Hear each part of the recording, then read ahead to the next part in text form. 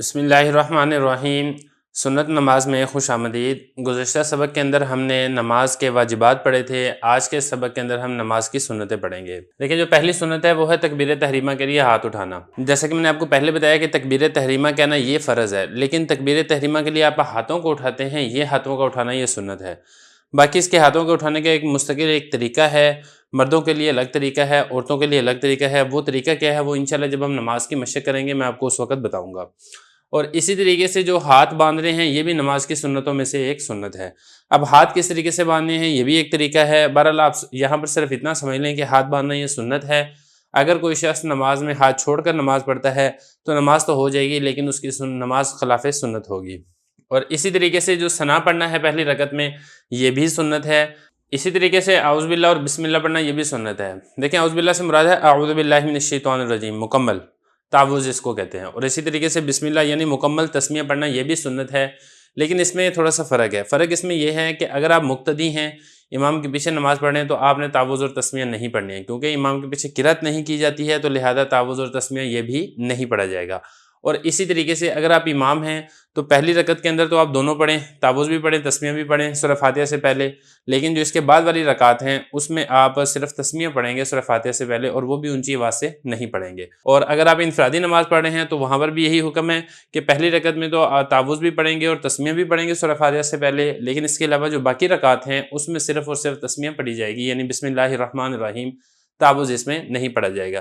تو 4 سنتیں ہو گئی ہیں۔ بالکل اسی طریقے سے جو 5ویں سنت ہے وہ ہے آمین کہنا۔ جب امام سورہ فاتحہ مکمل کرے گا تو امام بھی آمین کہے اور مقتدی یہ بھی آمین کہیں، لیکن جو آمین ہے یہ آپ نے آہستہ آواز سے کہنی ہے، آمین آپ نے اونچی آواز سے نہیں کہنی ہے۔ 6 نمبر پہ دیکھیں امام کا تکبیر اور تسمیہ کو بلند کہنا۔ تکبیر کا مطلب اللہ اکبر۔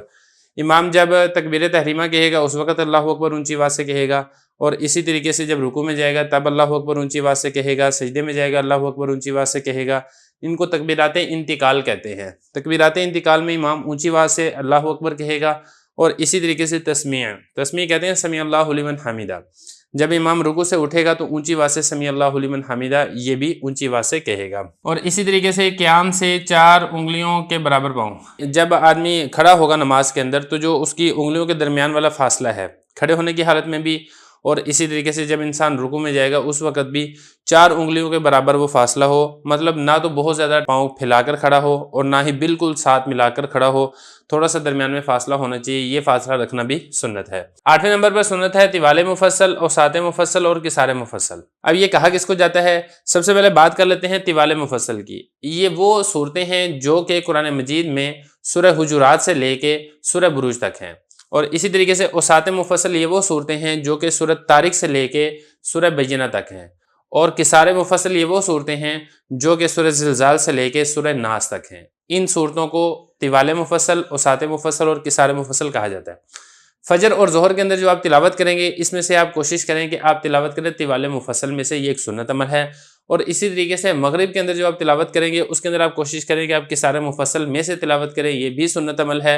اور عصر اور عشاء کے اندر جو آپ تلاوت کریں گے اس کے اندر آپ کوشش کریں کہ آپ اوساط مفصل میں سے تلاوت کریں، یہ بھی ایک سنت عمل ہے۔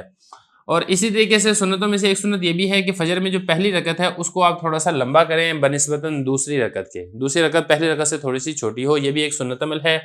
اور اسی طریقے سے رکوع میں جاتے وقت تکبیر کہیں، یہ بھی سنت عمل ہے، اور رکوع میں کم از کم 3 مرتبہ پڑھیں، 5 مرتبہ پڑھیں، 7 مرتبہ پڑھیں، طاق عدد کے اندر آپ تسبیح کریں، یہ بھی سنت عمل ہے۔ سبحان ربی العظیم 3 مرتبہ کہنا یہ سنت عمل ہے۔ اور اسی طریقے سے دونوں ہاتھوں سے گھٹنوں کو پکڑنا نماز کے اندر رکوع میں جاتے وقت یہ بھی سنت عمل ہے۔ اور اسی طریقے سے مردوں کا انگلیوں کھولنا، عورتوں کا نہیں۔ جب آپ رکوع میں جائیں گے تو آپ کی جو انگلیاں ہیں وہ آپ انگلیاں کھول کر پھر آپ گھٹنوں کو پکڑیں گے، انگلیوں کو بند نہیں کرنا۔ لیکن عورتوں کے لیے یہ والا حکم نہیں ہے انگلیاں کھولنے کا، عورتوں کے لیے حکم یہ ہے کہ وہ انگلیاں بند کرے گی۔ اور اسی طریقے سے ٹانگوں کا سیدھا کھڑا کرنا، مطلب جو آپ کی ٹانگیں ہیں، جو آپ کی پنڈلیاں ہیں وہ ایسے بینڈ نہ ہوئی ہوں۔ باقی جب انشاءاللہ میں آپ کو مشق کر کے بتاؤں گا تو اس وقت آپ کو میں صحیح طریقے سے وضاحت کروں گا۔ اور آگے فرمایا کہ پیٹھ کا پھیلانا، مطلب جب آپ رکوع میں جائیں نا تو آپ ایسے نہیں کہ تھوڑا سا جھک جائیں، ایسے بھی نہ کریں، اور بہت زیادہ جھک جائیں ایسے بھی نہ کریں، درمیان میں ہو، اور آپ کے جو سر ہے وہ آپ کی کمر اور سرین کے بالکل برابر ہو، یہ بھی سنت عمل ہے۔ باقی انشاءاللہ جب ہم پریکٹس کریں گے تو میں آپ کو وہاں پہ یہ چیز واضح کروں گا۔ اور اسی طریقے سے رکوع سے اٹھنا یہ بھی سنت عمل ہے۔ باقی یہ کہ رکوع سے اٹھنے کے بعد جو کھڑا ہوا جاتا ہے، یہ کھڑا ہونا کہ جس میں تعدیل ارکان ہو جائے، یہ واجب عمل ہے، جیسا کہ میں آپ کو گزشتہ سبق کے اندر بتا چکا ہوں۔ اس کے بعد 15ویں سنت دیکھیں، پہلے گھٹنا، پھر ہاتھ، پھر ناک اور پھر پیشانی۔ دیکھیں جب آپ نے سجدے میں جانا ہے تو اس کا یہ طریقہ بتا رہے ہیں کہ سجدے میں جاتے وقت آپ پہلے جو ہے یہ گھٹنا یہ آپ رکھیں زمین میں، اور جب آپ سجدے میں جائیں گے نا تو ایسے سر کو جھکا کر نہیں جانا، باقی وہ انشاءاللہ جب ہم عملی مشق کریں گے میں آپ کو وہاں پر بھی بتا دوں گا۔ تو پہلے گھٹنا آپ رکھیں زمین پر، اس کے بعد پھر آپ ہاتھ رکھیں زمین پر، اس کے بعد پھر آپ ناک رکھیں زمین پر، اور پھر آپ پیشانی رکھیں زمین پر۔ یہ سنت عمل ہے۔ اور اسی طریقے سے جب آپ اٹھیں تو اس کے برعکس کرنا ہے، سب سے پہلے آپ پیشانی اٹھائیں، پھر آپ ناک اٹھائیں، اور پھر اسی طریقے سے آپ اپنے ہاتھ اٹھائیں، اور آخر میں آپ گھٹنا اٹھائیں، یہ بھی سنت عمل ہے۔ اسی طریقے سے سجدے میں جب آپ جائیں اس وقت تکبیر کہیں، سنت عمل ہے۔ سجدے سے جب آپ اٹھیں اس وقت تکبیر کہیں، یہ بھی سنت عمل ہے۔ اسی طریقے سے دونوں ہتھیلیاں جو ہیں آپ اس کے درمیان سجدہ کریں، یہ نہیں ہے کہ آپ اس طریقے سے سجدہ کر رہے ہیں کہ دونوں ہتھیلیوں کے درمیان کافی زیادہ فاصلہ ہو، ایسا نہ کریں، یہ خلاف سنت عمل ہے۔ پھر اسی طریقے سے سجدے کے اندر آپ نے 3 مرتبہ سبحان ربی الاعلیٰ پڑھنا، یہ بھی سنت عمل ہے۔ اگر آپ انفرادی نماز پڑھ رہے ہیں یا مقتدیوں کو کوئی اعتراض نہیں ہے تو آپ زیادہ بھی پڑھ لیں۔ اور اسی طریقے سے جب آپ نے سجدہ کرنا ہے تو آپ کا جو پیٹ ہے یہ آپ کی رانوں سے الگ رہے، اور اسی طریقے سے جو آپ کی یہ کوہنیاں ہیں یہ آپ کے پہلو سے الگ رہے، ایسے نہیں کرنا، سیدھا کھل کے سجدہ کرنا ہے۔ اور کھل کے کا مطلب یہ بھی نہیں ہے کہ آپ ایسے کر کے سیدھا کریں گے جو ساتھ والا ہے اس کو نماز پڑھنے کے اندر مشکل ہو، ایسا نہ کریں۔ باقی انشاءاللہ جب ہم عملی مشق کریں گے میں آپ کو وہاں پہ بتاؤں گا۔ اور اسی طریقے سے جو کلائی ہے وہ زمین سے اٹھی رہے، یعنی جو آپ کی یہ کوہنی ہے یہ ایسے اٹھی رہی، یہ کلائیوں کو زمین کے ساتھ لگا کر مردوں کے لیے سجدہ کرنا یہ منع ہے، لیکن عورت جو ہے وہ اس کے برعکس کرے گی۔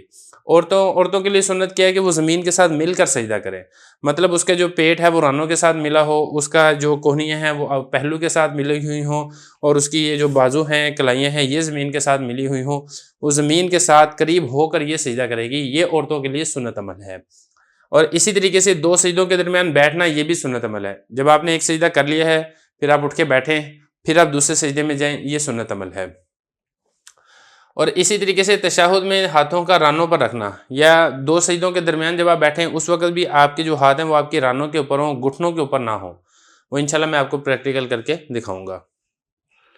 اور اسی طریقے سے جب آپ بیٹھے ہیں مردوں کے لیے حکم یہ ہے کہ وہ دائیں پاؤں کو کھڑا کریں اور بائیں پاؤں کو بچھا کے اس کے اوپر بیٹھے گا، یہ مردوں کے لیے سنت عمل ہے۔ البتہ جو عورت ہے عورت تورک کرے گی، تورک کا مطلب یہ ہوتا ہے کہ وہ سرین پر بیٹھے گی اور جو اس کے دونوں پاؤں ہیں وہ اس کو ایک سائڈ کی طرف نکال دے گی، جس طریقے سے عورتیں نماز پڑھتی ہیں، عورتوں کے لیے یہی سنت طریقہ ہے۔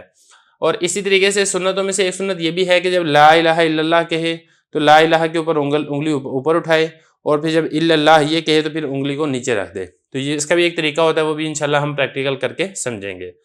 اور اسی طریقے سے سنتوں میں سے ایک سنت یہ بھی ہے کہ جو فرض ہے، فرض کی جیسا کہ آپ کو معلوم ہے کہ پہلی 2 رکعتیں اس میں تو سورہ فاتحہ پڑھنی ضروری ہے، لیکن جو فرض کی باقی 2 رکعتیں ہیں، جیسا کہ ظہر کی 4 رکعتوں میں فرض کی 2 رکعتیں ہیں آخر والی، عصر کی 4 رکعتوں میں سے آخری والی 2 رکعتیں ہیں، مغرب کی تیسری رکعت ہے، عشاء کی تیسری اور چوتھی رکعت ہے، ان کے اندر سورہ فاتحہ کا پڑھنا یہ واجب نہیں ہے بلکہ یہ سنت عمل ہے، تو کوشش کرنی چاہیے کہ یہ پڑھ لینی چاہیے۔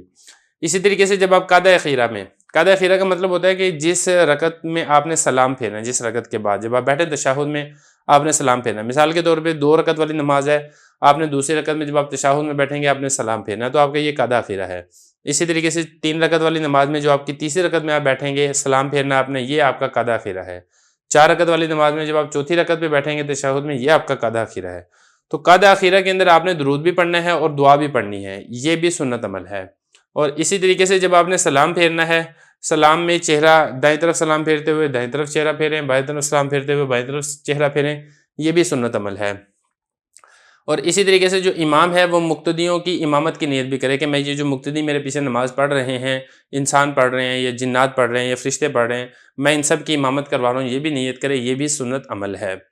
اور اسی طریقے سے جو دوسرے سلام ہے اس میں جو آواز ہوگی آپ کی وہ پہلے سلام سے کم ہونی چاہیے، پہلے سلام میں تھوڑی آواز زیادہ ہو، دوسرے سلام میں آواز تھوڑی کم ہو، یہ بھی سنت عمل ہے۔ اور اسی طریقے سے جو مقتدی ہیں وہ بھی امام کے ساتھ ساتھ ہی سلام پھیریں، امام سے پہلے سلام نہ پھیریں، اور اسی طریقے سے امام کے بہت دیر بعد یہ بھی سلام نہ پھیریں، جب امام سلام پھیرے ساتھ ہی مقتدی بھی سلام پھیر دیں، یہ بھی سنت عمل ہے۔ اور اسی طریقے سے جب آپ سلام پھیریں گے تو پہلے دائیں جانب سلام پھیریں پھر آپ بائیں جانب سلام پھیریں، یہ بھی سنت عمل ہے۔ ایسا نہ کریں کہ پہلے بائیں جانب سلام پھیریں اور پھر دائیں جانب سلام پھیریں۔ تو یہ کل سنتیں ہیں جو کہ یہاں پہ میں نے 32 کے قریب سنتیں ذکر کی ہیں، بعض لوگوں نے بڑھائی بھی ہیں، بعض لوگوں نے اس سے کم بھی کی ہیں، تو بہرحال اس میں اگر ایک ایک سنت میں 3 3 4 4 شمار کی جائیں تو یہ زیادہ بھی ہو سکتی ہیں۔ مثال کے طور پہ اب یہاں پہ دیکھیں نا ذرا، گھٹنا رکھنا اس کو آپ الگ سنت شمار کر لیں، ہاتھ رکھنا الگ سنت شمار کر لیں، ناک رکھنا، تو اس طریقے سے بڑھ بھی سکتی ہیں، کم بھی ہو سکتی ہیں، لیکن بہرحال میں نے کوشش کی ہے کہ تمام کی تمام سنتیں یہ پوری ہو جائیں۔ اب سنتوں کا حکم یہ ہوتا ہے کہ سنت اگر رہ جائے تو پھر ثواب میں کمی ہوتی ہے، لیکن نماز درست ہو جاتی ہے۔ تو لیکن یہ ہے کہ جان بوجھ کر سنت کو چھوڑنا نہیں چاہیے، جتنا آپ سنت کے قریب نماز پڑھیں گے، زیادہ سے زیادہ سنتوں کو اختیار کر کے نماز پڑھیں گے، اتنی نماز کے قبول ہونے کے چانسز زیادہ ہوتے ہیں۔ ان الصلاة كانت على المؤمنين كتابا موقوتا۔